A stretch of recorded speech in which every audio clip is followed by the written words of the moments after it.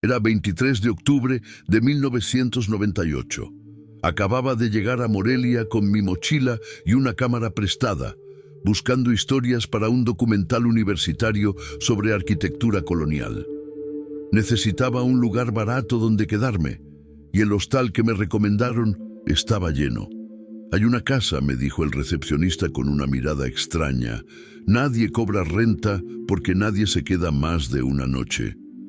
Me dio una dirección garabateada en un papel amarillento: Calle de la Amargura 47. Debí prestar atención al nombre de esa calle. La casa era una construcción del siglo XVIII, con muros de cantera rosa y un portón de madera carcomida. Las ventanas estaban tapiadas con ladrillos, excepto una en el segundo piso que permanecía abierta como un ojo vigilante. Toqué la puerta. Nadie respondió. La empujé suavemente y se dio con un quejido que hizo eco en el interior vacío. «¿Hay alguien?», grité. Solo silencio. Entré porque era joven, porque era estúpido, porque pensaba que los fantasmas eran supersticiones de viejas en el mercado. El interior olía a humedad, incienso rancio y algo más. Algo metálico que no supe identificar entonces. En el recibidor había un crucifijo invertido sobre la pared, con manchas oscuras que parecían sangre seca. Una sotana negra colgaba de un perchero oxidado, meciéndose levemente, aunque no había corriente de aire. Subí las escaleras de piedra. Cada escalón crujía bajo mis botas. En el segundo piso encontré un cuarto con un colchón viejo pero limpio, una mesa con una Biblia abierta en Apocalipsis 13 y velas a medio consumir formando un círculo perfecto en el suelo. Eran las 19:47 según mi reloj Casio. Tomé una foto del cuarto, acomodé mi sleeping bag, me acosté a descansar un momento. Cuando abrí los ojos eran las 02:53 de la madrugada del 25 de octubre. Habían pasado 7 horas que no recuerdo, pero mi cuerpo recordaba cada segundo. Hola a todos, soy Alejandro Mora y lo que voy a contarles no es ficción, no es una leyenda urbana, no es algo que le pasó al amigo de un amigo. Esto me sucedió a mí en Morelia, Michoacán, hace 26 años. Y desde entonces no he podido dormir una noche completa sin despertarme empapado en sudor, buscando las marcas en mi piel que ya no están, pero que siento como si todavía ardieran. Tenía 23 años en 1998. Estudiaba comunicación en la UNAM y soñaba con ser documentalista. Mi proyecto de tesis trataba sobre la arquitectura religiosa del virreinato, específicamente sobre las casas parroquiales abandonadas que guardaban historias olvidadas. Morelia era mi tercera parada después de Guanajuato y Querétaro. Tenía presupuesto para 5 días y una lista de 15 edificios históricos para fotografiar. La casa de la calle de la Amargura no estaba en mi lista. No aparecía en ningún registro oficial, en ninguna guía turística, en ningún archivo municipal que consulté después. Era como si la ciudad hubiera decidido borrarla de su memoria colectiva, pero ahí seguía, sólida, real, esperando. Antes de continuar, quiero pedirte un favor. Si esta historia te está atrapando, si quieres saber qué pasó durante esas 7 horas perdidas, suscríbete al canal. Activa la campanita para que YouTube te notifique cada vez que suba un nuevo relato. Y déjame un comentario diciéndome desde qué ciudad estás viendo este video, porque necesito saber que no estoy solo en esto, que hay otras personas que entienden que el mundo es más extraño y oscuro de lo que nos enseñaron. Tus comentarios me dan fuerzas para seguir compartiendo estas experiencias que la mayoría preferiría enterrar en el olvido. Ahora sí, regresemos a esa noche. A las 19:47 del 23 de octubre de 1998, cuando cerré los ojos en el cuarto del segundo piso y el mundo que conocía dejó de existir. El despertar no fue gradual. Fue como si alguien hubiera prendido un interruptor en mi cerebro. Un segundo estaba inconsciente, al siguiente estaba completamente alerta, con el corazón desbocado y todos mis sentidos gritándome que algo estaba terriblemente mal. Lo primero que noté fue el frío. No el frío normal de una noche de octubre en Morelia, sino un frío antinatural que penetraba hasta los huesos, como si la temperatura hubiera bajado 20 grados en cuestión de minutos. Mi aliento formaba nubes de vapor frente a mi cara. Las velas que había visto medio consumidas ahora estaban completamente derretidas. La cera escurrida formaba patrones extraños en el suelo de madera. Me incorporé con dificultad. Mis músculos estaban rígidos, adoloridos, como si hubiera corrido un maratón mientras dormía. Busqué mi linterna en la mochila con manos temblorosas. La encendí. El haz de luz iluminó algo que hizo que la bilis subiera por mi garganta. Había huellas en el suelo, huellas de pies descalzos que no eran mías, porque yo había dormido con las botas puestas. Las huellas formaban un círculo alrededor del colchón donde había estado acostado, como si alguien hubiera estado dándome vueltas una y otra vez durante horas. Conté 37 pares de huellas diferentes. 37 personas habían estado en ese cuarto conmigo mientras yo dormía, estaba inconsciente. ¿Qué demonios había pasado? Revisé mi cámara. El contador de fotos había avanzado. Yo había tomado una foto al entrar al cuarto, la número 12 del rollo. Ahora el contador marcaba 27, 15 fotos que no recordaba haber tomado. Las manos me temblaban mientras rebobinaba el rollo. Tenía que revelar esas fotos, tenía que saber. Pero primero necesitaba salir de esa casa, porque cada instante que permanecía ahí dentro sentía que el aire se volvía más denso, más difícil de respirar, como si el edificio mismo fuera un pulmón gigantesco que inhalaba lentamente, preparándose para tragarme completo. Bajé las escaleras corriendo, tropezando en mi prisa. Mi linterna iluminaba las paredes y vi algo que me detuvo en seco a mitad del camino.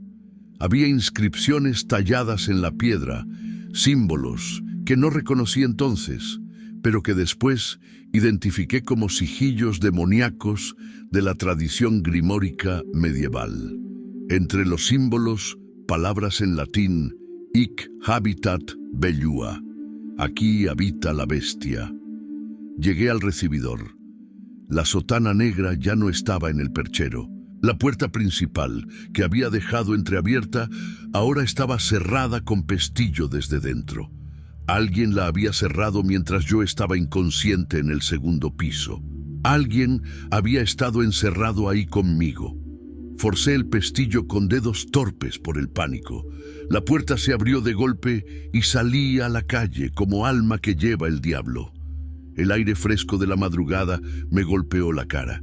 Respiré profundo, tratando de calmar mi corazón desbocado. Miré hacia arriba, hacia la ventana del segundo piso donde había estado durmiendo. Había alguien ahí. Una silueta oscura contra la oscuridad aún mayor del cuarto. No podía distinguir rasgos, solo una forma humanoide que permanecía completamente inmóvil, observándome. Levanté mi linterna para iluminar mejor. La figura retrocedió lentamente hacia las sombras, pero antes de desaparecer por completo, vi algo que todavía me produce pesadillas. Llevaba puesta la sotana negra del perchero y donde debería estar su cabeza solo había un vacío oscuro en forma de cráneo. Corrí como nunca había corrido en mi vida, sin mirar atrás, sin preocuparme por dónde iba. Solo quería distancia entre esa casa y yo. Corrí hasta que mis pulmones ardieron y mis piernas amenazaron con colapsar. Me detuve en una plaza iluminada frente a la Catedral de Morelia. Había gente, taxistas, un par de policías, civilización, seguridad, normalidad. Me senté en una banca de hierro forjado, tratando de procesar lo que acababa de vivir. Revisé mi reloj. 03:17 AM del 25 de octubre. Había entrado a esa casa el 23 de octubre a las 19:47. Habían pasado 31 horas y media. pero yo solo recordaba acostarme y despertar. 31 horas perdidas, excepto por 7 horas en las que algo había sucedido, algo tan traumático que mi cerebro se negaba a recordar, pero mi cuerpo no podía olvidar. Fue entonces cuando noté las marcas en mis antebrazos. Moretones circulares, como si dedos poderosos me hubieran sujetado con fuerza brutal. Conté 10 marcas en cada brazo, perfectamente espaciadas. 20 dedos. 2 personas sosteniéndome mientras algo más sucedía. ¿Pero qué? La pregunta me consumía como ácido en el estómago. Un policía se acercó a preguntarme si estaba bien. Debía verme terrible, sucio, despeinado, con los ojos desorbitados por el terror. Le dije que me había perdido, que necesitaba encontrar un hotel. Me miró con desconfianza, pero me indicó una pensión a 2 calles de distancia. Le agradecí y me fui, sintiendo su mirada clavada en mi espalda hasta que doblé la esquina. En la pensión, el encargado nocturno me cobró 50 pesos por un cuarto sin ventanas en el 3er piso. Subí las escaleras como zombi, entré al cuarto, cerré con llave, trancé la puerta con la única silla disponible. Solo entonces me permití temblar, llorar, dejarme caer al suelo con la espalda contra la puerta. Revisé mi mochila completa. Todo estaba ahí: mi ropa, mi dinero, mi identificación, mis libretas de notas. Nada faltaba, nada excepto mi memoria de 31 horas y media. Y la cámara contenía 15 fotos que yo no recordaba tomar. 15 fragmentos de verdad atrapados en emulsión fotográfica, esperando ser revelados. Me quité la camisa para examinar mejor los moretones. Había más marcas de las que había visto inicialmente. En mis costillas, patrones de dedos apretando. En mi espalda, arañazos largos que atravesaban mis omóplatos de lado a lado. En mi pecho, justo sobre el corazón, un símbolo que parecía haber sido dibujado con algo caliente, porque la piel estaba ligeramente quemada. Un pentagrama invertido dentro de un círculo, con letras que no reconocí alrededor del borde. Tomé mi libreta y dibujé el símbolo antes de que se desvaneciera. No sé por qué lo hice, quizás algún instinto de documentalista patético.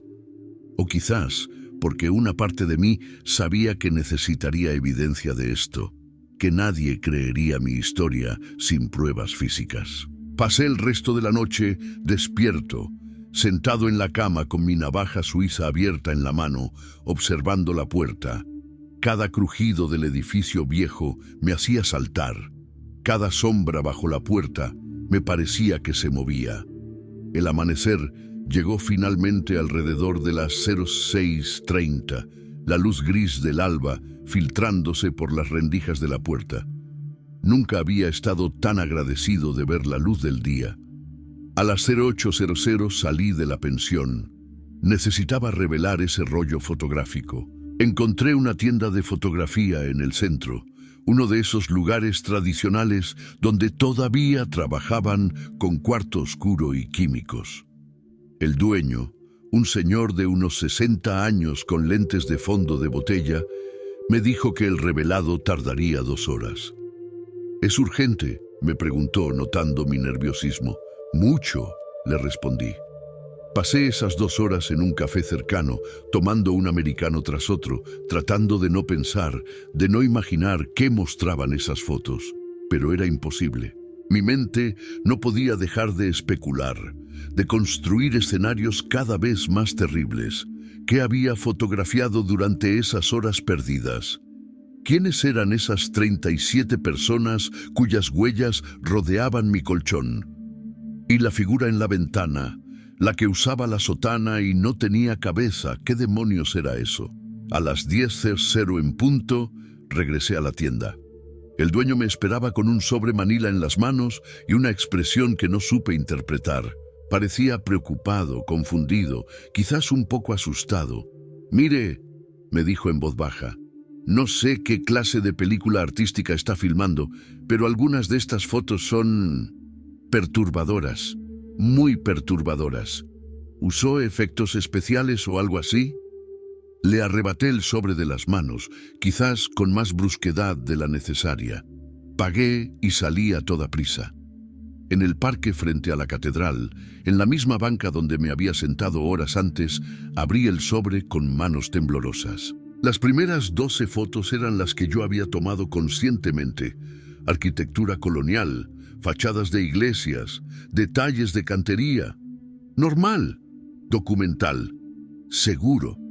Luego venía la foto número 13, la que tomé al entrar al cuarto de la casa de la calle de la amargura, el colchón, las velas, la Biblia abierta. La foto 14 era donde empezaba la pesadilla. Era una toma del mismo cuarto, pero desde un ángulo diferente, más bajo, como si la cámara hubiera estado en el suelo. En la imagen se veía el colchón, y sobre el colchón una figura acostada. Era yo, dormido, con los ojos cerrados. Pero no estaba solo. Había manos. Docenas de manos pálidas emergiendo de las sombras alrededor del colchón, extendiéndose hacia mí pero sin tocarme todavía, como esperando el momento preciso. La foto 15 mostraba algo peor. Las manos ya me tocaban, me sostenían los brazos, las piernas, la cabeza. Yo seguía aparentemente dormido, pero mi boca estaba abierta en lo que parecía un grito silencioso.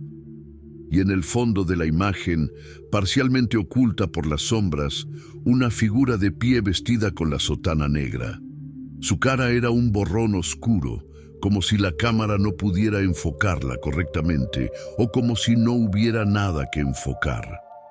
Las fotos 16 a 20 documentaban lo que solo puedo describir como un ritual. En cada imagen yo aparecía en diferentes posiciones.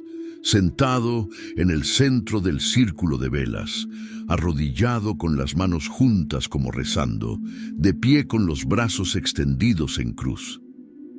En todas las fotos mis ojos estaban cerrados, pero mi cuerpo estaba claramente en movimiento, como si fuera un títere siendo manipulado. Y siempre, siempre, la figura de la sotana estaba presente, observando desde diferentes ángulos. Pero fue la foto 21 la que me rompió completamente. Era un primer plano de mi pecho, donde ahora tenía el símbolo quemado.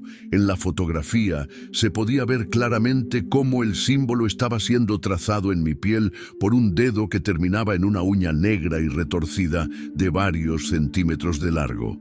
La uña presionaba la piel con suficiente fuerza como para dejar surcos profundos que humaban levemente. Y lo peor de todo, en esa foto, mis ojos estaban abiertos. Me estaba mirando a mí mismo mientras me marcaban, pero mi expresión era completamente vacía, ausente, como si mi conciencia hubiera sido desconectada, pero mis ojos permanecieran funcionales. Cerré los ojos, respiré profundo. Todavía quedaban 6 fotos. Parte de mí quería quemar el sobre completo y olvidar que esto había sucedido, pero necesitaba saber, necesitaba entender. Las fotos 22 a 25 eran similares. Más ritual, más manipulación de mi cuerpo inconsciente, más presencia de la figura sin rostro. Pero la foto 26 era diferente. Era una toma de la habitación completa desde arriba, como si la cámara hubiera estado en el techo. En el suelo se veía claramente el círculo de velas, y dentro del círculo, 37 figuras arrodilladas formando un anillo perfecto. Todas vestían ropas oscuras. Todas tenían las cabezas inclinadas hacia abajo. Y en el centro exacto del círculo, acostado en el colchón, estaba yo. Las figuras arrodilladas tenían las manos extendidas hacia mí, y de sus manos emanaban hilos, cuerdas, tentáculos, líneas oscuras que se conectaban a diferentes partes de mi cuerpo, como marionetas inversas donde los títeres controlaban al titiritero. La última foto, la número 27, era la que el dueño de la tienda había mencionado como perturbadora. Entendí por qué. Era un autorretrato. Yo sostenía la cámara frente a mi cara, pero algo estaba fundamentalmente mal. Mis ojos eran completamente negros, sin iris ni pupila visible, solo vacío oscuro. Mi boca sonreía, pero era una sonrisa demasiado amplia, antinatural, que mostraba demasiados dientes. Y detrás de mí, visible sobre mi hombro izquierdo, estaba la figura de la sotana. Esta vez, su rostro era visible. Era efectivamente un cráneo, pero no humano. Las cuencas oculares eran demasiado grandes, la mandíbula tenía demasiadas articulaciones, los dientes eran afilados como agujas. Y en el reverso de la foto, escrito con mi propia letra pero con una caligrafía que no reconocía como mía, había un mensaje en latín que después traduje: pacto cumplido, 7 años concedidos, pago en sangre cuando llegue el momento, 23 de octubre de 2005. Dejé caer las fotos. Mi respiración se había vuelto irregular, superficial. 23 de octubre de 2005. 7 años después de aquella noche. ¿Qué significaba eso? ¿Qué pacto había hecho mientras estaba inconsciente, poseído, controlado por lo que fuera que habitara en esa casa? Recogí las fotos con manos temblorosas y las guardé en el sobre. Necesitaba ayuda, necesitaba respuestas. Necesitaba entender qué había sucedido en esas 7 horas perdidas y qué significaba el plazo de 7 años. Y más importante aún, necesitaba saber si podía deshacer ese pacto antes de que llegara el momento del pago. Porque algo en mi interior, algo que no era completamente mío, susurraba que el pago no sería simple. Sería mi alma, mi vida, o algo mucho peor. Y solo me quedaban exactamente 7 años para descubrir cómo evitarlo. Pasé los siguientes 3 días en Morelia buscando información sobre la casa de la calle de la Amargura 47. Visité el archivo municipal, la biblioteca estatal, hablé con historiadores locales, incluso fui a la oficina del catastro. Nadie sabía nada concreto sobre el edificio, o si lo sabían, no querían hablar. Fue en el archivo parroquial de la catedral donde finalmente encontré algo. El encargado era un sacerdote anciano, el padre Gregorio, que había vivido toda su vida en Morelia. Cuando mencioné la dirección, su rostro se puso pálido. «Esa casa no existe oficialmente», me dijo en voz baja, mirando alrededor como temiendo que alguien nos escuchara. «Fue borrada de los registros en 1847». Pero antes de eso era la residencia del padre Sebastián Mendoza, un sacerdote que cayó en prácticas oscuras. Me contó la historia en fragmentos, extrayendo viejos documentos amarillentos de cajones polvorientos. El padre Sebastián había llegado a Morelia en 1840, proveniente de España. Era brillante, carismático, un teólogo destacado, pero algo cambió en él alrededor de 1843. Comenzó a realizar misas privadas en su casa, a las que solo asistían personas específicas, siempre de noche, siempre en secreto. Los vecinos reportaban cantos extraños, olores de azufre, luces que no eran de velas normales. Pero el padre Sebastián tenía conexiones poderosas y las autoridades eclesiásticas hacían la vista gorda. Hasta que desaparecieron 3 personas, 3 jóvenes que habían sido vistos entrando a su casa, pero nunca salieron. Cuando finalmente forzaron la entrada en octubre de 1847, encontraron algo que los documentos oficiales solo describían como una abominación contra Dios y la naturaleza. Los cuerpos de las 3 personas desaparecidas estaban en el sótano, o lo que quedaba de ellos, dispuestos en un patrón ritual. Y el padre Sebastián estaba en su habitación del 2º piso, colgado de las vigas con una cuerda hecha de sus propios intestinos. Pero lo más perturbador era su rostro. Le habían arrancado completamente la piel, dejando solo el cráneo expuesto. Nunca encontraron su piel, susurró el padre Gregorio. Y dicen que su cráneo, cuando lo descolgaron, no era del todo humano. Tenía malformaciones que no deberían ser posibles en un cráneo adulto, como si algo lo hubiera estado transformando desde dentro. El obispo de entonces ordenó que la casa fuera exorcizada y sellada, pero los exorcismos no funcionaron. Cada sacerdote que intentaba bendecir el lugar enfermaba gravemente o sufría accidentes mortales.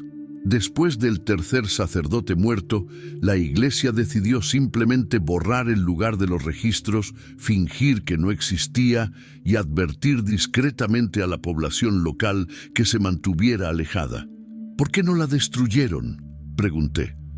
El padre Gregorio me miró con ojos cansados. Lo intentaron 3 veces. Cada vez los trabajadores sufrían heridas inexplicables, los equipos se descomponían y las paredes que derribaban durante el día reaparecían intactas la siguiente mañana. Es como si la casa se negara a morir. Le mostré las fotos, todas excepto la última, la del autorretrato con mis ojos negros. Esa la guardé para mí. El sacerdote examinó cada imagen con creciente horror. El ritual de las 37 almas, murmuró finalmente. Pensaba que era solo una leyenda, algo de los grimorios apócrifos medievales, pero aquí está, documentado fotográficamente. Me explicó. El ritual de las 37 almas era una invocación demoníaca extremadamente peligrosa que requería 37 participantes y un 38º sujeto involuntario. Los 37 invocaban a una entidad específica, algo que los textos llamaban el guardián del umbral, y le ofrecían el alma del 38º a cambio de poder, conocimiento, favores diversos. La particularidad del ritual era que el sujeto involuntario no recordaba nada conscientemente, pero su subconsciente quedaba marcado para siempre. Y el plazo de 7 años, continuó el padre Gregorio, es tradicional en este tipo de pactos. 7 años de lo que sea que pidieron en tu nombre y luego la entidad viene a cobrar, generalmente en la misma fecha y hora exactas del pacto original. Pero yo no pedí nada, protesté. Yo ni siquiera estaba consciente. No importa, tu cuerpo estuvo presente, tu voz pronunció las palabras del pacto, aunque no las recuerdes. A nivel místico, legal en términos de estas entidades, el contrato es válido. ¿Hay alguna forma de romperlo? El padre Gregorio guardó silencio por largo tiempo. Finalmente dijo: teóricamente, si pudieras destruir el ancla física del pacto, el objeto o lugar que vincula tu alma a la entidad, el contrato quedaría nulo. Pero en este caso, el ancla es la casa misma, y ya te conté lo que pasa cuando intentan destruirla. Salí de la catedral con más preguntas que respuestas. Tenía 7 años para encontrar una solución, pero no tenía idea de por dónde empezar. Decidí regresar a Ciudad de México, volver a mi vida normal y usar ese tiempo para investigar, para buscar expertos en lo oculto, para encontrar alguna manera de romper el pacto. Pero antes de irme de Morelia, hice una última cosa. Regresé a la calle de la Amargura de día con luz solar plena. Me paré frente al portón de madera carcomida y tomé una foto de la fachada. Necesitaba verla una vez más.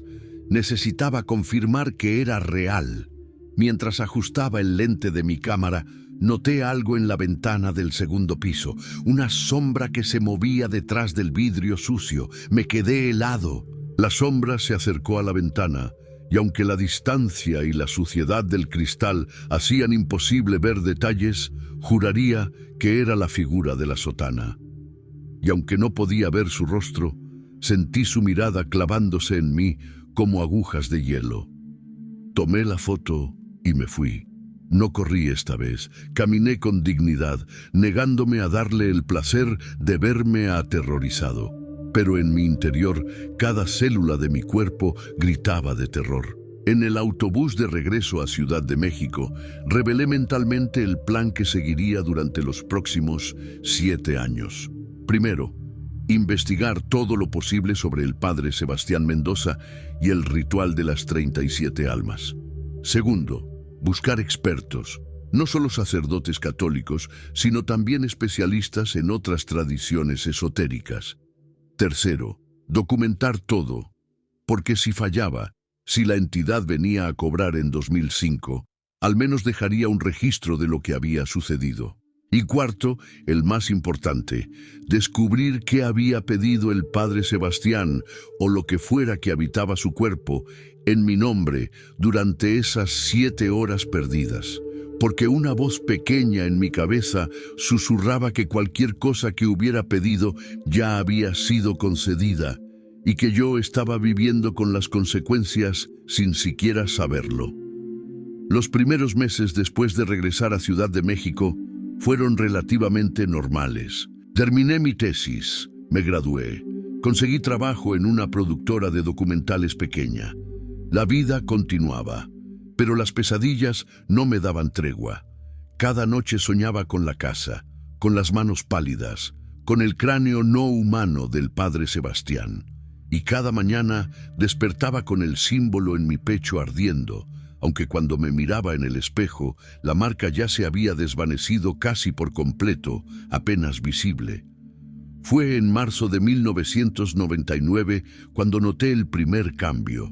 Estaba editando un documental sobre desaparecidos políticos de los años 70. Trabajo tedioso que requería revisar horas de metraje archivo.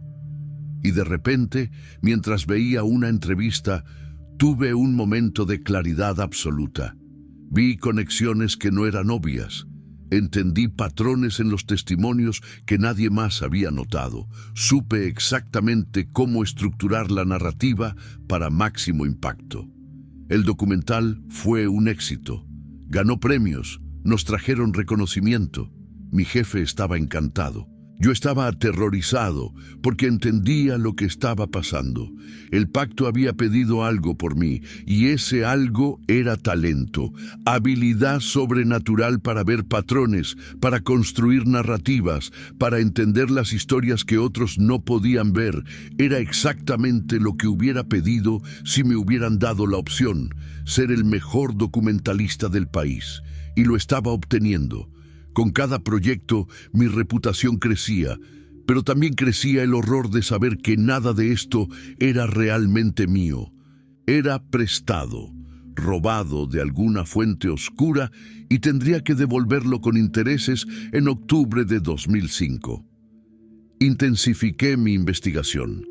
Gasté todos mis ahorros comprando libros raros sobre demonología, contactando a supuestos expertos en lo paranormal, viajando a lugares donde se decía que había ocurrido fenómenos similares. La mayoría resultaron ser charlatanes, pero algunos, unos pocos, sabían de lo que hablaban. Fue un antropólogo especializado en magia negra latinoamericana quien me dio la primera pista real. Me mostró referencias a un grimorio del siglo XVI, el libro de los 37 nombres, que supuestamente contenía las instrucciones completas del ritual que había sido ejecutado en mí. El grimorio había pertenecido a la Inquisición española, pero desapareció durante la invasión napoleónica. Rumores ubicaban una copia en México, traída por algún inquisidor exiliado. Pasé los siguientes 2 años rastreando ese grimorio. Cada pista me llevaba a un callejón sin salida, cada rumor se disolvía en el aire, hasta que en 2001 recibí un correo electrónico anónimo. Solo contenía una dirección en Puebla y una fecha, 15 de agosto, medianoche. Fui porque no tenía alternativa. La dirección correspondía a una librería de viejo en el centro histórico, cerrada y aparentemente abandonada. Esperé en la calle desierta hasta que escuché el clic de una cerradura. La puerta se abrió apenas unos centímetros. Entre rápido, dijo una voz de mujer desde la oscuridad. Dentro, la librería olía a papel viejo y incienso. La mujer que me esperaba tendría unos 50 años, con el cabello completamente blanco recogido en un moño apretado. Sus ojos eran de un verde inquietante. «Soy Beatriz Campos», se presentó, investigadora independiente de lo oculto. Y sé lo que le pasó en Morelia porque le pasó algo similar a mi hermano hace 20 años. Él no sobrevivió al cobro. Me mostró el grimorio. Estaba ahí, en un estuche de vidrio sellado, con páginas de pergamino amarillento cubiertas de caligrafía gótica y diagramas perturbadores. El libro de los 37 nombres. Efectivamente, contenía las instrucciones completas del ritual. Pasamos toda la noche estudiándolo. Beatriz traducía del latín medieval mientras yo tomaba notas frenéticas. El ritual era aún más complejo de lo que el padre Gregorio había explicado.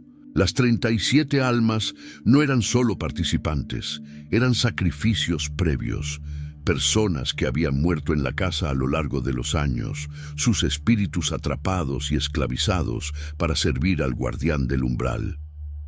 El padre Sebastián no fue la primera persona que usó esa casa para el ritual, explicó Beatriz. Los registros que encontré sugieren que la casa misma fue construida en 1723, específicamente para este propósito, sobre ruinas de un templo prehispánico dedicado a Mictlantecutli, señor de los muertos.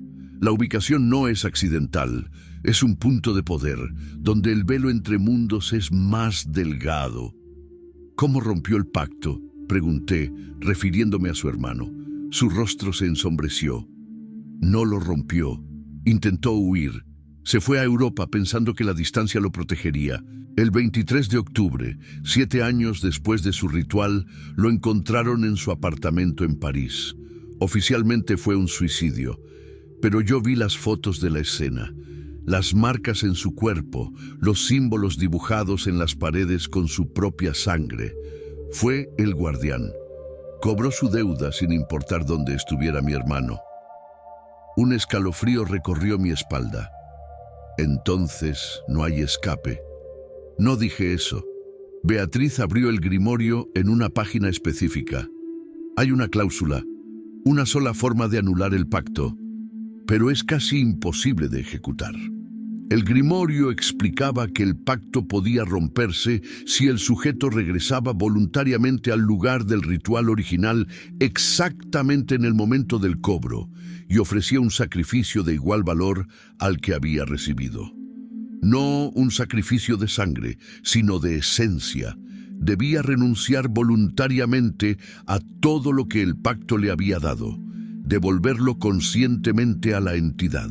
En tu caso, dijo Beatriz, significa renunciar a tu talento, a tu habilidad para ver las historias. Tendrías que volver a ser quien eras antes del ritual, o quizás incluso menos, porque la devolución suele cobrar intereses. ¿Y si lo hago? ¿Quedaré libre? Teóricamente, pero la entidad tiene que aceptar el sacrificio, y según el grimorio, generalmente no acepta. Prefiere el cobro completo, tu alma arrastrada al otro lado del velo para servir como la 38ª alma en el próximo ritual que alguien ejecute en esa casa. Un ciclo infinito. Salí de Puebla con el peso del conocimiento. Tenía 4 años para prepararme. 4 años para fortalecer mi voluntad, para estar listo para regresar a esa casa en el momento exacto y ofrecer el único sacrificio que podría salvarme. Los años pasaron en un borrón de preparación obsesiva. Continué trabajando, acumulando más éxitos, sintiendo cómo el talento prestado fluía a través de mí como una droga adictiva. Parte de mí se preguntaba si valía la pena renunciar a todo esto. Me había convertido en alguien importante, respetado, exitoso. ¿Por qué debería renunciar a eso? Pero entonces miraba el calendario. Veía cómo octubre de 2005 se acercaba inexorablemente y recordaba las fotos. Recordaba mis ojos completamente negros, la sonrisa demasiado amplia, el cráneo no humano sobre mi hombro. Recordaba que nada de esto era realmente mío, era robado, y el ladrón vendría a cobrar. En septiembre de 2005 comencé a poner mis asuntos en orden. Escribí cartas a mis padres, a mis amigos, explicando todo. Dejé copias de las fotos, del grimorio traducido, de toda mi investigación con Beatriz. Si yo no regresaba, al menos habría un registro. El 20 de octubre tomé un autobús a Morelia. Llegué el 21 en la tarde. Pasé 2 días haciendo nada, simplemente existiendo, caminando por la ciudad, comiendo en restaurantes pequeños, observando a la gente vivir sus vidas normales. Parte de mí sabía que podría ser la última vez que experimentara el mundo como un ser humano libre. La tarde del 23 de octubre, 7 años exactos después de aquella primera noche, caminé hacia la calle de la amargura. La casa seguía ahí, idéntica, como si el tiempo no la tocara. El portón de madera carcomida, las ventanas tapiadas, excepto la del segundo piso, las paredes de cantera rosa manchadas por la edad. Eran las 19:00. Tenía 47 minutos antes de la hora exacta en que había entrado la primera vez. Me senté en la acera de enfrente, observando la casa, preparándome mentalmente para lo que vendría. A las 19:30 comenzó a llover. Una lluvia fría, antinatural para octubre. El cielo se había vuelto de un color verde enfermizo. A las 19:40, las luces de la calle comenzaron a parpadear. A las 19:45, la ventana del segundo piso se iluminó desde dentro con un resplandor anaranjado, como si alguien hubiera encendido docenas de velas. A las 19:47 me puse de pie, crucé la calle y empujé el portón. Se abrió sin resistencia. El interior de la casa estaba exactamente como lo recordaba, pero también completamente diferente. Las paredes parecían respirar, expandiéndose y contrayéndose con un ritmo lento y orgánico. El aire era denso, viscoso, como caminar a través de agua. Las sombras en los rincones se retorcían con vida propia. Subí las escaleras. Cada paso resonaba con un eco que no debería existir en un espacio tan pequeño. Las inscripciones en las paredes, los sigillos demoníacos, ahora brillaban con una luz tenue y verdosa, pulsando al ritmo de las paredes respiratorias. La puerta del cuarto del segundo piso estaba abierta. Las velas estaban encendidas, formando el mismo círculo perfecto que había visto 7 años atrás. El colchón seguía en el centro, y alrededor del círculo, esperando, estaban las 37 figuras. No eran completamente sólidas. Eran como hologramas pálidos, transparentes, pero sus ojos eran horriblemente reales. Me miraban con una mezcla de hambre, envidia y algo que podría haber sido piedad. Reconocí sus ropas. Eran de diferentes épocas, desde el siglo XVIII hasta finales del siglo XX. Todas las almas atrapadas por rituales previos, condenadas a servir eternamente al guardián. Y detrás de ellas, junto a la ventana, estaba la figura de la sotana, el padre Sebastián, o lo que quedaba de él. Su cráneo malformado giraba lentamente para mirarme. Cuando habló, su voz no venía de su boca, sino que resonaba directamente dentro de mi cabeza. Has regresado. Bien, el pacto debe cumplirse. Respiré profundo. Mi voz tembló, pero se mantuvo firme. Vine a ofrecer el sacrificio de devolución.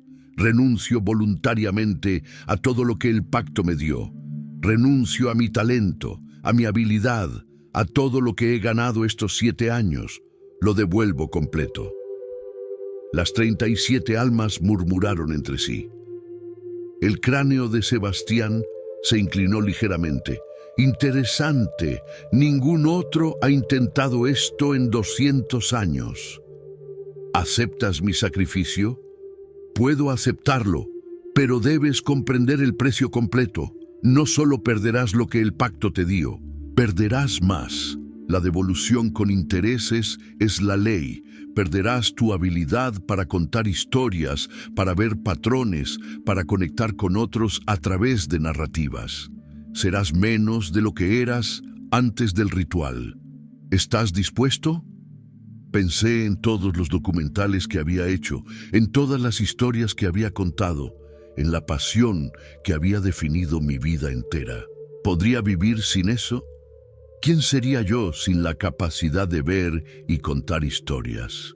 Miré las 37 almas atrapadas, destinadas a repetir este ciclo por eternidad. Miré el cráneo malformado de Sebastián, quien claramente había hecho el mismo pacto hace siglos y ahora servía como guardián perpetuo del ritual. Acepto, dije finalmente, acepto el precio completo. El cráneo asintió. Las 37 almas formaron un círculo más cerrado alrededor de mí. Extendieron sus manos translúcidas y comenzaron a cantar. No puedo describir el canto adecuadamente. No era en ningún idioma humano. Era el sonido de puertas oxidadas abriéndose, de huesos rompiéndose, de almas gritando en la distancia. Y mientras cantaban, sentí como algo era arrancado de mi interior. Era como si dedos invisibles hurgaran dentro de mi pecho, dentro de mi cabeza, extrayendo hebras luminosas de mi esencia. Vi esas hebras flotando frente a mí, resplandecientes. Eran mis memorias de cada documental exitoso, cada momento de claridad creativa, cada conexión profunda que había hecho con las historias de otros. Una por una, las hebras fueron siendo absorbidas por las figuras fantasmales, devoradas, procesadas, enviadas a través del velo hacia algo más allá. El dolor era indescribable. No era físico sino existencial, como si estuvieran borrando partes fundamentales de quien yo era. Grité, lloré, caí de rodillas, pero no intenté detenerlos. Esto era el precio, esto era la devolución. No sé cuánto tiempo duró. Pudo haber sido minutos u horas, pero eventualmente el canto cesó. Las hebras luminosas habían sido completamente extraídas. Las 37 almas retrocedieron, y yo quedé arrodillado en el centro del círculo de velas, vacío, hueco, menos que humano. El cráneo de Sebastián se acercó. Su mandíbula malformada se abrió en algo que podría haber sido una sonrisa. El sacrificio ha sido aceptado, el pacto ha sido anulado, eres libre. ¿Y ellos? Pregunté con voz ronca, señalando a las 37 almas. ¿También son libres? No. Ellos no ofrecieron el sacrificio. Ellos intentaron huir o no vinieron en absoluto. Su destino está sellado. Eso no es justo. La justicia no existe en estos reinos. Solo existen los contratos y su cumplimiento. Vete ahora. La casa te liberará, pero nunca regreses. La próxima vez no habrá opción de sacrificio. Las figuras comenzaron a desvanecerse. La luz de las velas parpadeó y se apagó. La habitación volvió a ser solo una habitación vacía y polvorienta. Me puse de pie con dificultad. Mis piernas apenas me sostenían. Bajé las escaleras tambaleándome, crucé el recibidor, salí por el portón. La lluvia había cesado. El cielo estaba despejado, lleno de estrellas. Miré mi reloj. 02:53 AM del 25 de octubre. Otra vez, 7 horas perdidas. Pero esta vez había estado consciente para cada segundo de agonía. Caminé sin rumbo por las calles de Morelia hasta que amaneció. Con la luz del día busqué un teléfono público y llamé a Beatriz. Funcionó, le dije simplemente. Estoy libre. Escuché su suspiro de alivio al otro lado de la línea. Gracias a Dios. ¿Cómo te sientes? Vacío, como si hubiera perdido una parte esencial de mí mismo, pero estoy vivo y soy libre. Regresé a Ciudad de México al día siguiente. Intenté volver a mi trabajo en la productora, pero era obvio que algo fundamental había cambiado. Ya no podía ver los patrones en el metraje, ya no sentía la chispa creativa, ya no conectaba con las historias de la misma forma. Era técnicamente competente, pero artísticamente muerto. Renuncié después de 3 meses de intentarlo. Cambié de carrera completamente. Me convertí en contador, un trabajo seguro y predecible que no requería creatividad ni visión artística. Era aburrido, era gris, era exactamente lo que merecía por haber entrado a esa casa hace 7 años. Los años pasaron, me casé, tuve hijos, viví una vida perfectamente ordinaria. La marca en mi pecho se desvaneció completamente. Las pesadillas eventualmente cesaron. Casi podía convencerme de que había sido un episodio extraño de mi juventud, una experiencia traumática superada. Casi, porque cada 23 de octubre, exactamente a las 19:47, sin importar dónde esté o qué esté haciendo, siento un tirón, una llamada, una invitación susurrada desde Morelia. La casa me recuerda que estuve ahí, que formé parte de su oscuridad, que aunque soy libre, nunca estaré completamente desconectado.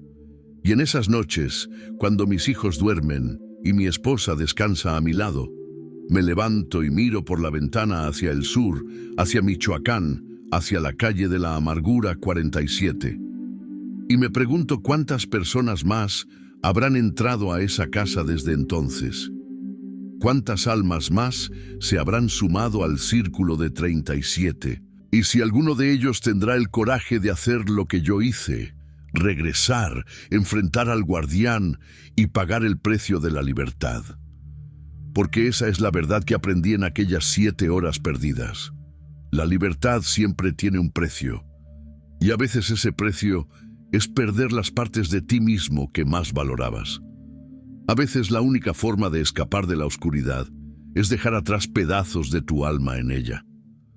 Hoy es 23 de octubre de 2024. Han pasado 26 años desde aquella primera noche. 19 años desde que ofrecí el sacrificio y gané mi libertad. Y mientras escribo esto, siento el tirón nuevamente, la llamada, la invitación. Pero esta vez es diferente. Esta vez no es solo para mí. Mi hija, que cumple 18 años hoy, mencionó casualmente esta mañana que quiere estudiar cine documental, que quiere contar historias, que siente una atracción inexplicable por Michoacán, específicamente por Morelia. Y yo sé, con una certeza helada que me perfora el alma, que el guardián no ha terminado con mi familia, que los pactos tienen consecuencias que se extienden más allá de una sola vida, que tal vez mi sacrificio me liberó a mí, pero condenó a mi descendencia a enfrentar la misma oscuridad. Mañana viajo a Morelia con mi hija. Ella piensa que es un viaje padre-hija para visitar la ciudad que tanto le intriga. Yo sé que es algo más. Es un regreso final, una confrontación última con el guardián del umbral.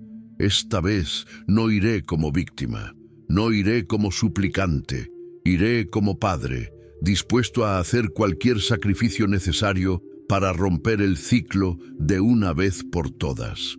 Incluso si ese sacrificio significa enfrentarme a las 37 almas otra vez.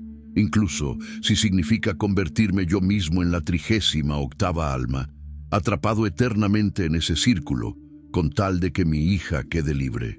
Algunos precios valen la pena pagarlos. Algunos monstruos necesitan ser enfrentados no una sino 2 veces, y algunas casas en calles con nombres ominosos necesitan ser destruidas, sin importar cuántas veces se reconstruyan solas. Mañana regreso a la calle de la Amargura 47, y esta vez, una de dos, o la casa cae o yo no salgo, pero mi hija será libre, de eso me aseguraré, cueste lo que cueste. El viaje en autobús a Morelia fue silencioso. Mi hija Laura iba pegada a la ventana, observando el paisaje con esos ojos brillantes, llenos de curiosidad que me partían el alma. No sabía nada, no sospechaba nada, Para ella era solo un viaje especial de cumpleaños con su padre aburrido y contador que nunca hablaba de su juventud. «Papá», me dijo mientras entrábamos a los límites de la ciudad, «¿por qué nunca me habías traído aquí si viviste acá cuando eras joven?» «Hay recuerdos que duelen», respondí simplemente. No era mentira. Reservé 2 habitaciones en un hotel del centro, lejos de la calle de la amargura. Durante todo el día paseamos por la ciudad como turistas normales. Laura tomaba fotos con su celular, emocionada con la arquitectura colonial, los edificios históricos, las calles empedradas. Cada vez que mencionaba que quería estudiar cine documental, que quería contar historias importantes, sentía una punzada en el pecho. Ese talento que ella mostraba, esa pasión por las narrativas, ¿era suyo o era el eco del pacto extendiéndose a través de generaciones? ¿O era simplemente genética normal, el interés natural de una hija siguiendo vagamente los pasos de su padre? A las 6 de la tarde le dije que necesitaba hacer algo solo, un asunto personal que tenía pendiente desde hace años. Me miró extrañada, pero asintió. «¿Estás bien, papá? Te ves preocupado». «Estaré bien», mentí. «Regreso en unas horas. Quédate en el hotel, por favor». «Claro, voy a editar las fotos del día». La abracé más fuerte de lo normal. Ella rió incómoda. «Papá, me estás aplastando». «Te quiero mucho, Laura. Nunca lo olvides. Yo también te quiero. Ahora ve a hacer tu cosa misteriosa de señor cincuentón». Salí del hotel a las 18:30. El sol comenzaba a ocultarse, tiñendo el cielo de naranja y púrpura. Caminé por las calles que conocía de memoria, aunque habían pasado 19 años. Morelia había cambiado en algunos aspectos. Más coches, algunas tiendas nuevas, más turistas. Pero la esencia permanecía. Llegué a la calle de la amargura a las 19:15 y me detuve en seco. La casa no estaba sola. Había un camión de mudanzas estacionado frente a ella. 2 hombres sacaban cajas y muebles, llevándolos al interior. Y en el portón, supervisando con una tableta en la mano, estaba una mujer joven, quizás de 25 años, con el cabello negro recogido en una cola de caballo. Me acerqué con el corazón desbocado. «Disculpe», le dije, «¿qué está haciendo?» Ella me miró con una sonrisa profesional. «Estoy preparando la casa para una filmación. Soy asistente de producción. Vamos a grabar un documental sobre lugares embrujados de México. Esta casa tiene una historia fascinante sobre un sacerdote loco del siglo XIX. Sentí que el suelo se movía bajo mis pies. «No puede entrar ahí. Es peligroso». Su sonrisa se volvió condescendiente. «Señor, entiendo que los locales tienen sus supersticiones, pero somos profesionales. Hemos filmado en docenas de lugares supuestamente embrujados y nunca ha pasado nada. Usted no entiende. Esta casa es diferente. Yo estuve aquí hace 26 años y...»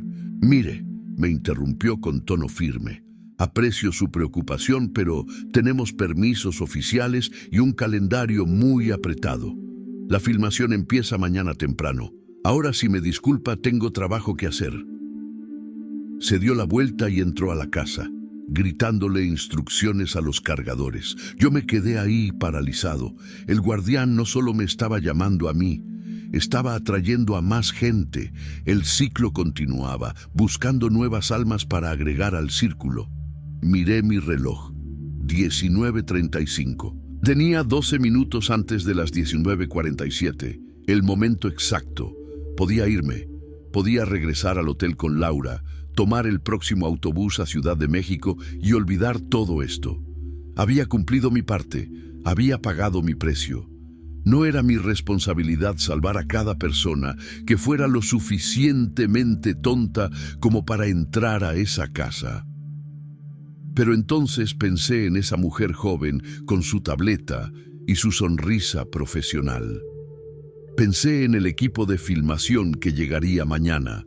Pensé en todas las personas que el guardián había consumido a lo largo de siglos.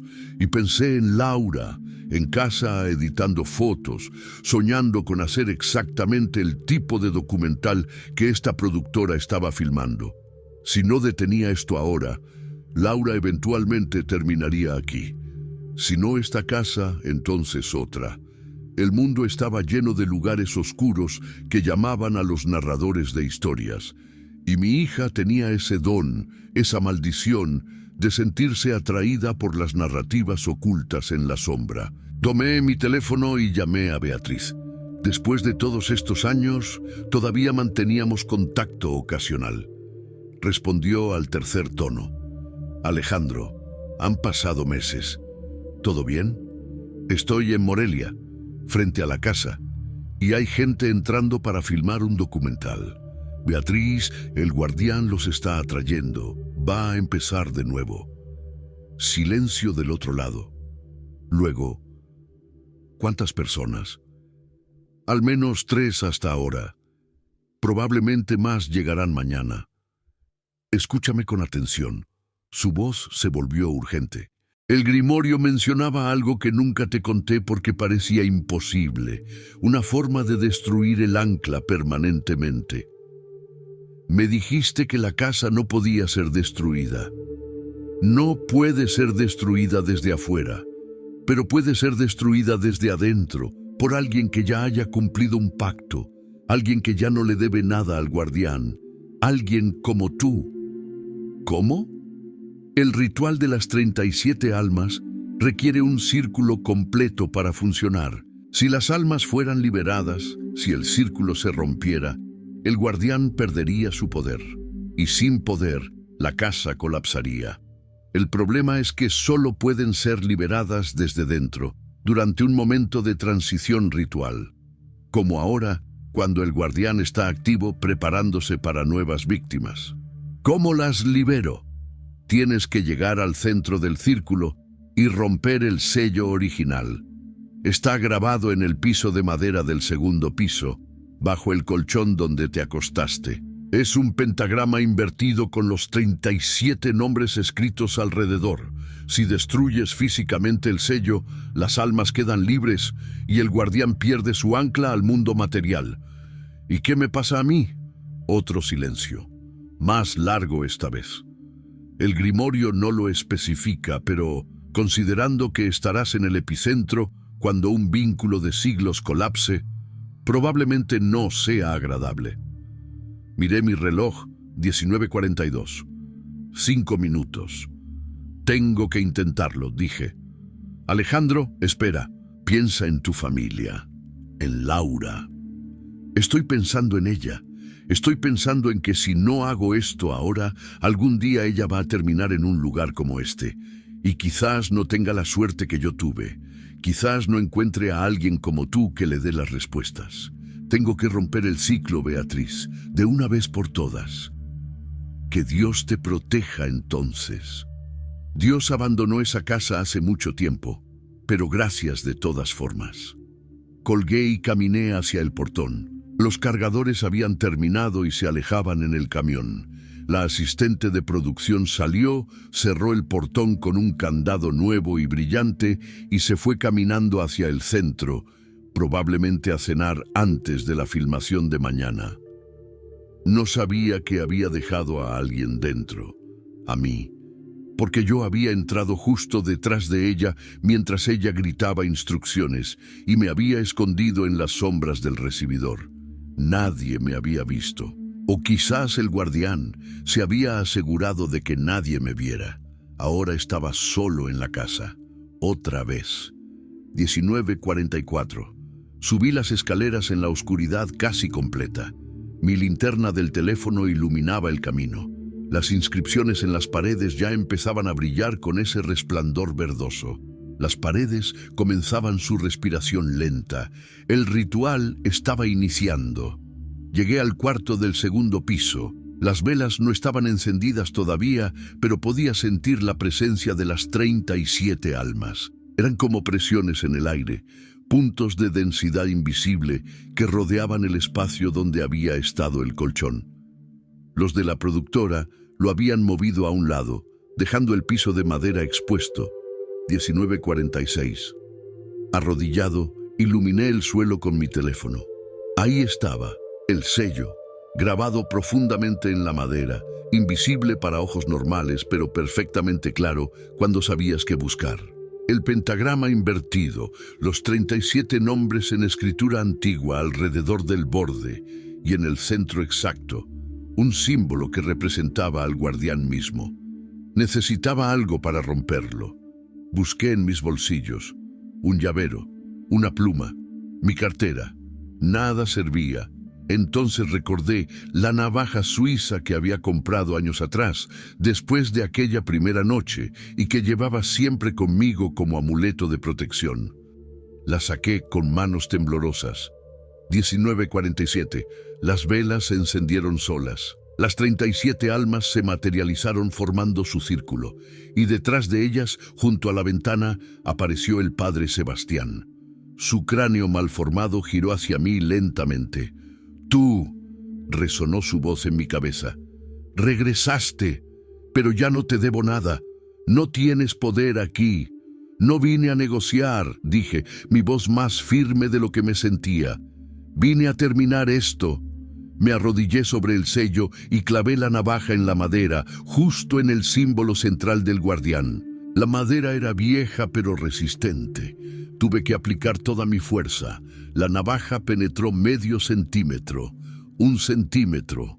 Las 37 almas comenzaron a gritar, no con voces, sino con emanaciones de puro terror y esperanza mezclados. El padre Sebastián se movió hacia mí con velocidad antinatural. «¡No! ¡Detente! Destruirás siglos de trabajo. El equilibrio se romperá». «Ese es el plan», gruñí, haciendo palanca con la navaja. La madera comenzó a agrietarse. Las grietas se extendieron desde el punto de impacto, siguiendo las líneas del pentagrama, corriendo hacia los nombres grabados en el borde. Sebastián llegó hasta mí. Sentí sus manos espectrales cerrándose alrededor de mi cuello. Frío, tan frío que quemaba. Mi visión comenzó a oscurecerse, pero seguí empujando la navaja, haciendo palanca, ampliando las grietas. El primer nombre en el borde del sello se partió por la mitad. Una de las almas del círculo gritó y se disolvió en luz blanca brillante que subió hacia el techo y desapareció. Libre. 2 nombres más se rompieron, 2 almas más liberadas. Las manos alrededor de mi cuello apretaron con más fuerza. Ya no podía respirar. Puntos negros bailaban frente a mis ojos, pero mis manos seguían trabajando la navaja, rompiendo más madera, liberando más nombres. 10 almas liberadas. 20. El círculo se desintegraba. El poder del guardián se debilitaba con cada alma que se iba. Sus manos en mi cuello aflojaban gradualmente. 30 almas liberadas. El cuarto temblaba. Las paredes dejaron de respirar y comenzaron a agrietarse.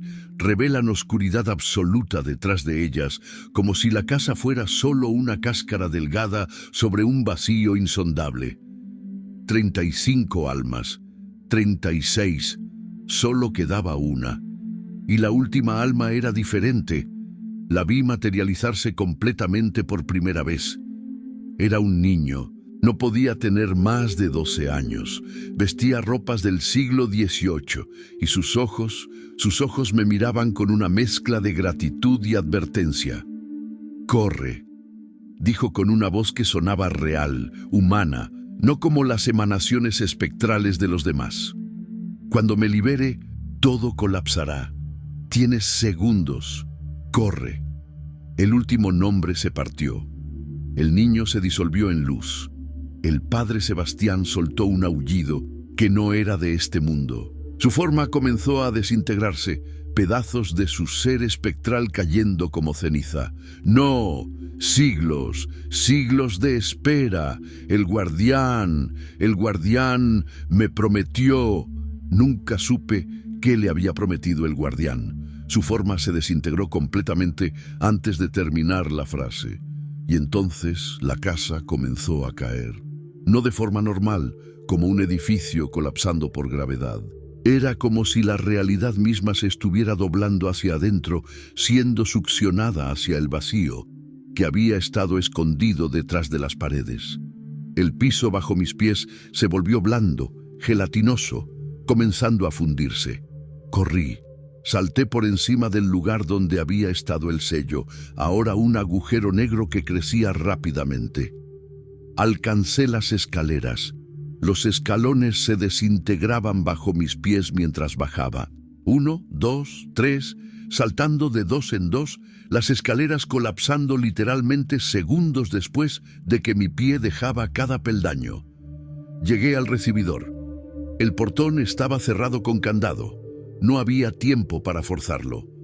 La oscuridad detrás de mí crecía, consumiendo todo. Podía sentir su atracción, tratando de succionarme de regreso.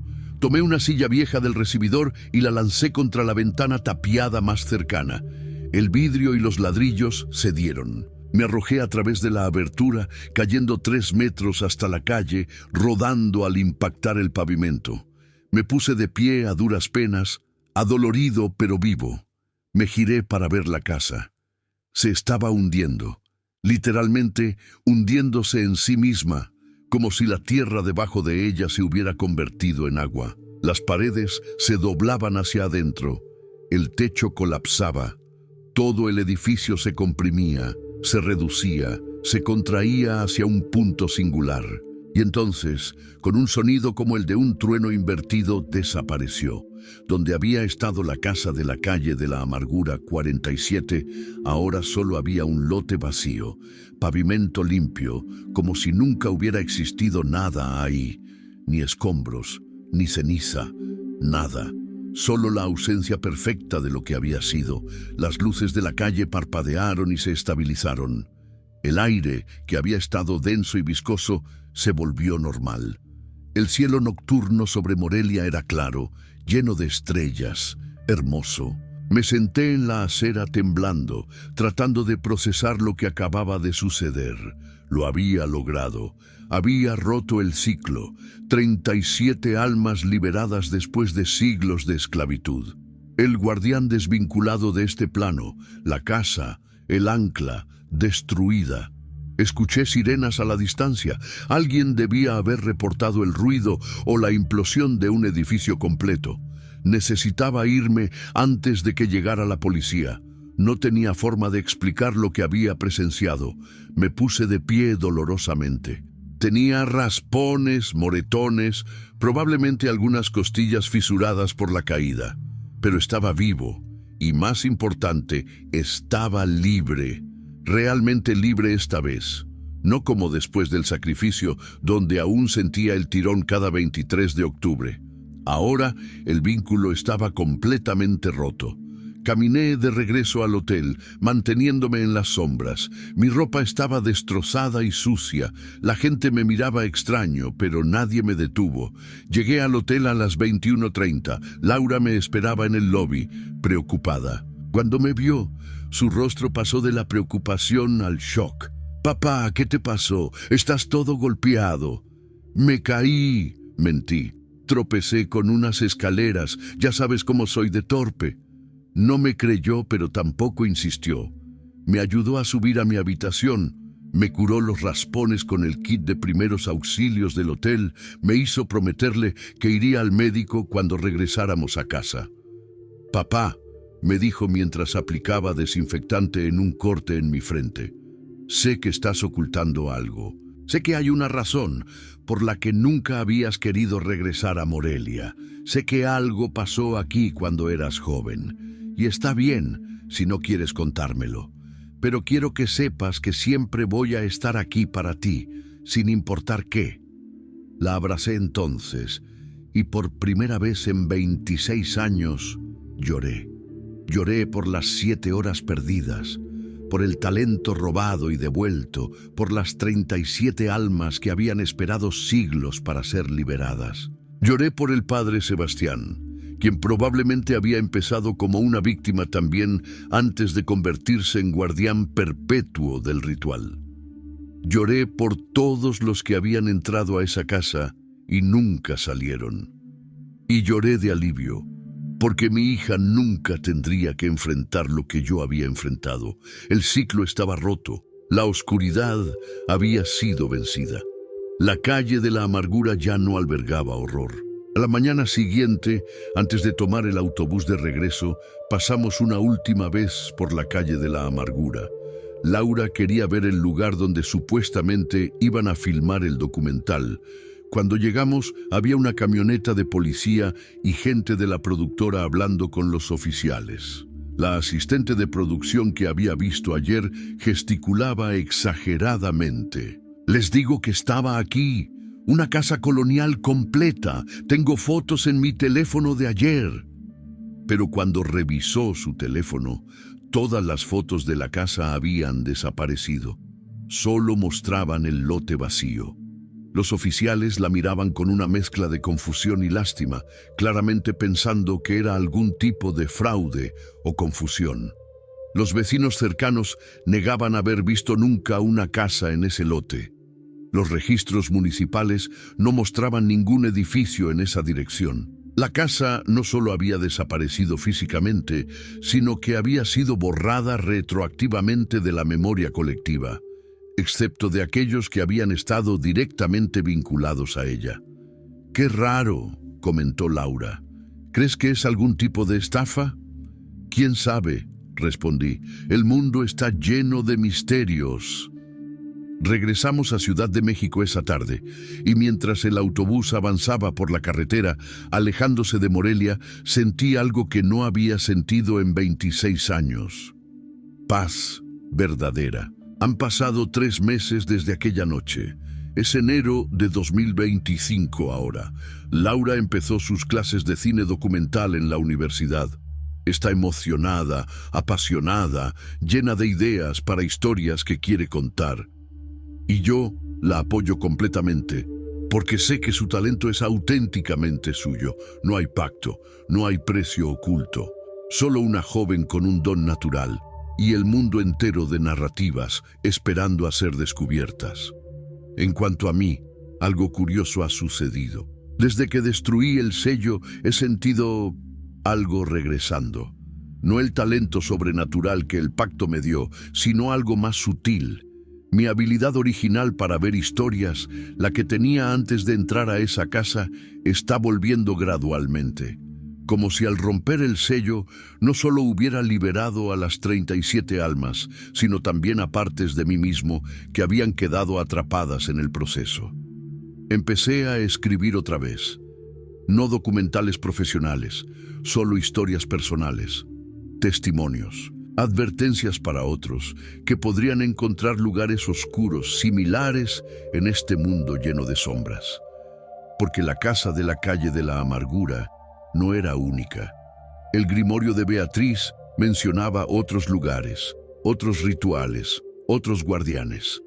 El mundo está lleno de oscuridad, buscando almas para devorar. Pero también está lleno de luz, de personas dispuestas a enfrentarse a esa oscuridad, de padres dispuestos a sacrificarse por sus hijos, de víctimas que se convierten en héroes, de ciclos que pueden ser rotos si alguien tiene el coraje de dar el primer paso. Si alguna vez te encuentras frente a una casa que parece estar llamándote, un lugar que todos los locales evitan, una dirección que no aparece en ningún mapa oficial, pero que existe sólida y real frente a ti, aléjate. Simplemente aléjate. Pero si no puedes alejarte, si ya cruzaste el umbral, si ya perdiste horas que no recuerdas y tienes marcas en tu piel que no sabes cómo llegaron ahí, entonces busca ayuda, busca respuestas. Y recuerda que los pactos pueden romperse, los guardianes pueden ser vencidos, y ninguna oscuridad es tan completa que no pueda ser penetrada por suficiente luz. Mi nombre es Alejandro Mora. En 1998 pasé una noche en la casa del sacerdote muerto en Morelia, Michoacán. Perdí 7 horas que nunca recordaré completamente, pero gané algo más valioso. La certeza de que incluso los contratos más oscuros pueden ser anulados si estás dispuesto a pagar el precio de la libertad. y el precio siempre vale la pena, siempre.